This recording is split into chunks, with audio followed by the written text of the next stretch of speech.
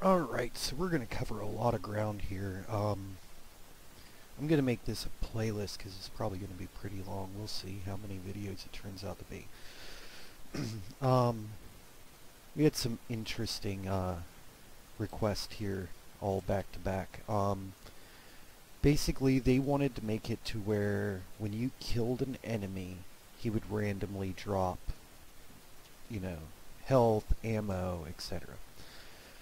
Alright, so what I did was created a health box and an ammo box. They're just very basic. You can actually use full-on models for these if you want. I just made them CSG boxes and painted them. And then I have this hurt box over here as well.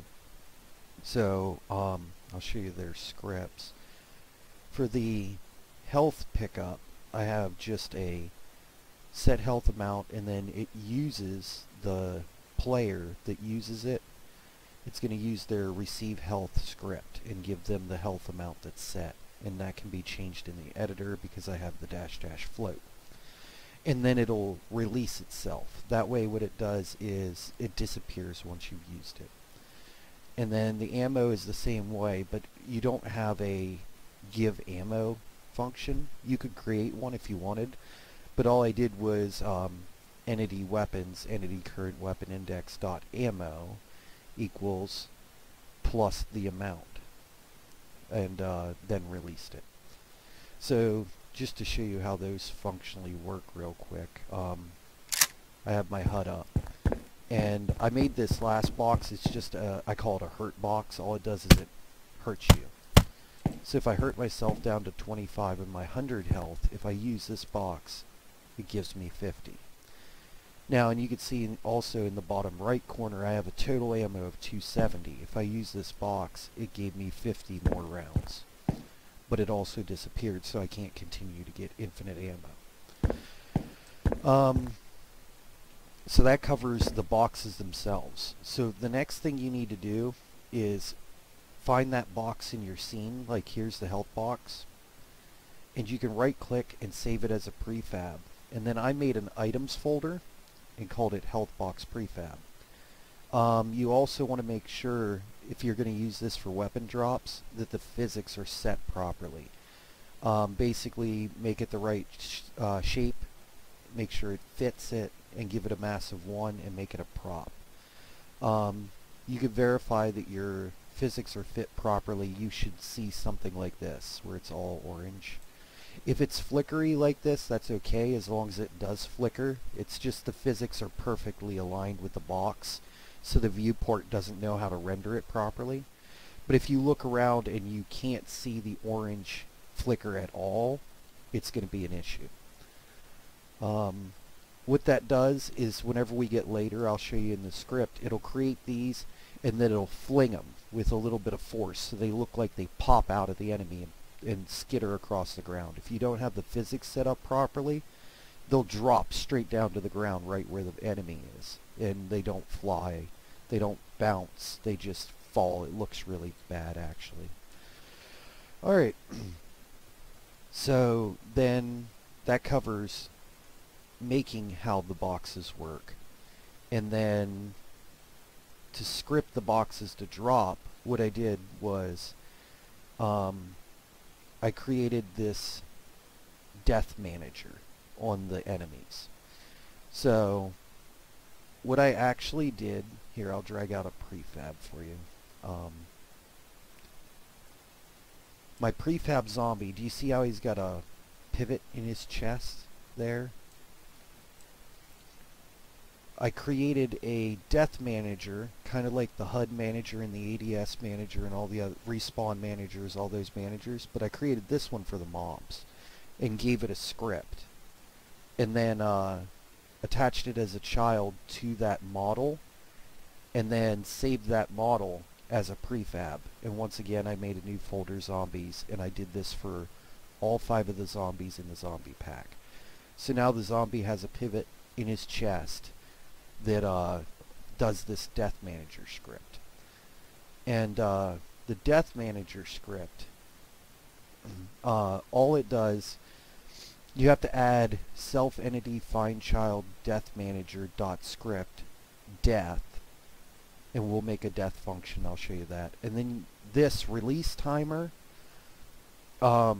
basically I have in the top a release timer, script release timer and a release delay.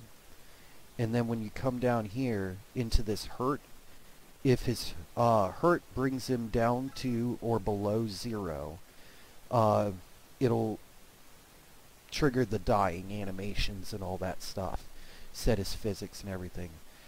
But it also will trigger this death script, or this death manager death function, and then it'll also set the release timer to the time current plus the delay.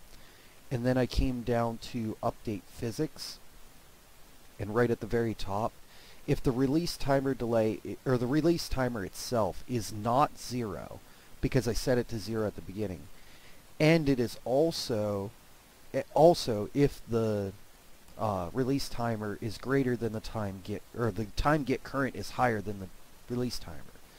Okay, so basically it's 0 at start, so I don't want it to trigger. So if it's not 0, and I want it to only trigger when it's when the time is higher than the timer, then it'll release. And what it'll do is it'll auto delete the monster after so many seconds of him being dead. You'll see that in the video here in a second. And then this death manager I keep talking about. First thing is I have my implementation script here, so that it tells me how to add this back into the monsters. And then it looks like I don't need a start script, but whatever. I'm just going to leave that. We've got all these different variables, and basically I have it set up to where drop chance and release delay are... I don't think I need release delay. Yeah, the release delay is not used anymore. Originally I tried to have the death manager control the release of all the stuff, and when you have a child controlling the release of a parent, it doesn't work. It causes errors. You get like Windows crashes and stuff like that. It's better to just leave that in this monster script. So I did take that out. So basically you can adjust the drop chance for each individual monster if you're going to place them in the world. If they're dynamically spawned, it'll use the base value. Alright, we'll go over the rest of this. I don't need the dropped either. That was for the releasing stuff. Okay. I also don't need this line. Alright, so we have a spawn, a drop chance, a drop number. Why do I have parent entity twice? That's wasteful. Okay, and then item and item to spawn. Alright, so what we do is as soon as the death function's called, it'll set this parent entity to its parent, and we'll use that later. And then we're going to use this item table. I haven't used tables in any of my videos yet, but what tables do is they store values. So like this is a blank table at the script, and then when you come down in here into this function, we're going to start filling it out. So we're going to say item 0, because tables always start with 0, is prefab items health box. Remember I saved that prefab at the beginning of the video. And then item 1 is prefab item health box. So that basically means that the zombie can drop either an ammo box or a health box. And I put those into tables. You'll see why I use table in a second. Then the next thing I want to do is determine if it's going to drop something or not. So I create this drop number and use math random 1/100.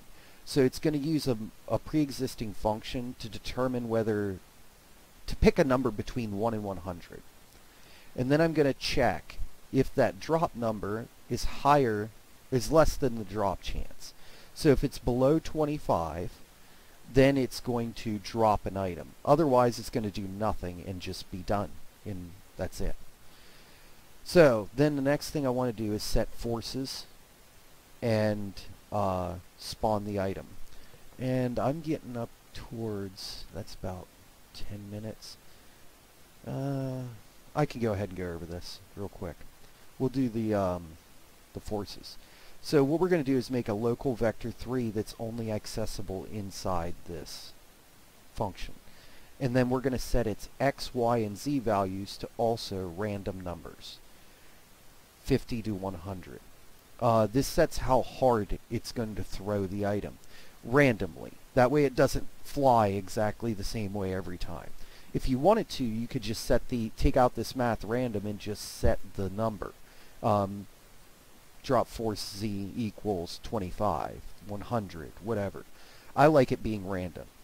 But you do need 3 axes, x, y, and z, because you can add force to a 3-dimensional object on any of its 3 axes. If you want to throw it diagonally, you set it to 2 axes. So like if I wanted to throw it this way, say, where it's going to actually fly, here, let me show you. If I want it to fly in the orientation of the camera, I'm going to give it an X and a Z, and then it'll go this way out into the field, straight and even with where it is. If I give it an X, a Z, and a Y, it's going to arc out. But it's got a mass. Remember we gave it a mass 1, so it's going to tend to fall back down to the ground because gravity is going to pull it down. So that's how we generate these random forces. And then we also randomly pick an item to spawn using math random, and then you set 0, which is the base table, and 1, which is the high end of the table. We can give it more items. We could make this drop weapons, actually. I'll do a carry-on video and make this drop weapons as well. Then what we want to do is, I don't need this self-dropped variable. Once again, that was for trying to make it release stuff. What we're going to do is, so now we've created the force on the item, but we haven't, and we've chosen which item it's going to be. So now we're going to actually drop this item. So we're going to say self-spawn, because I have this spawn, is equal to the prefab load of self-items to spawn. Okay, this is confusing. This took me a while to figure out when I first started messing with tables. Basically, prefab load, and you give it a path. What I did instead is I called the table itself, and then in the brackets, I called which number in that table. So if this random picks 0, it's going to set that item to spawn, which is this value, to 0. So this inside the brackets becomes a 0, and then it's going to say self item 0.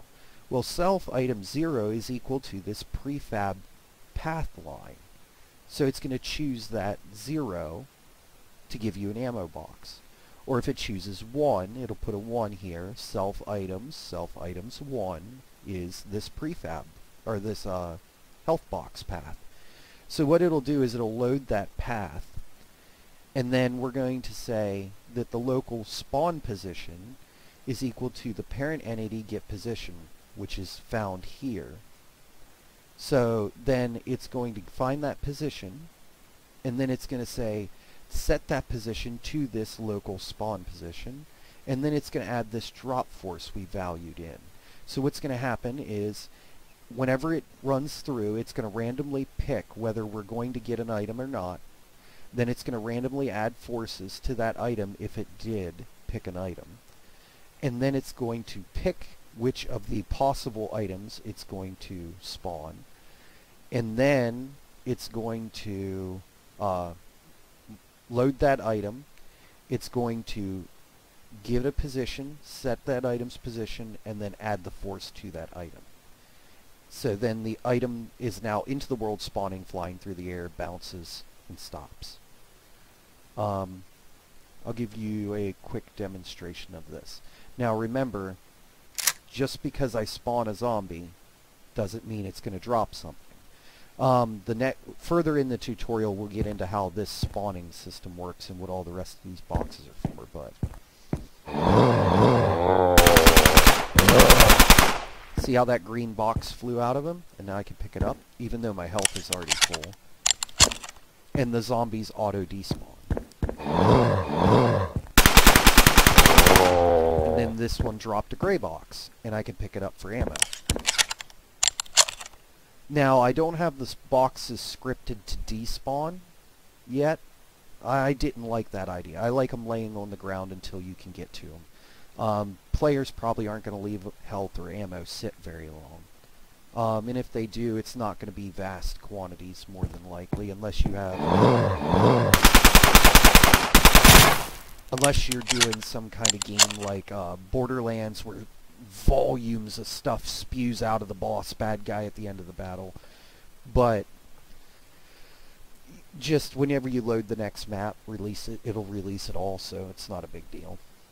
I'm going to cut the video here, and then we're going to go into the spawning portion of the video.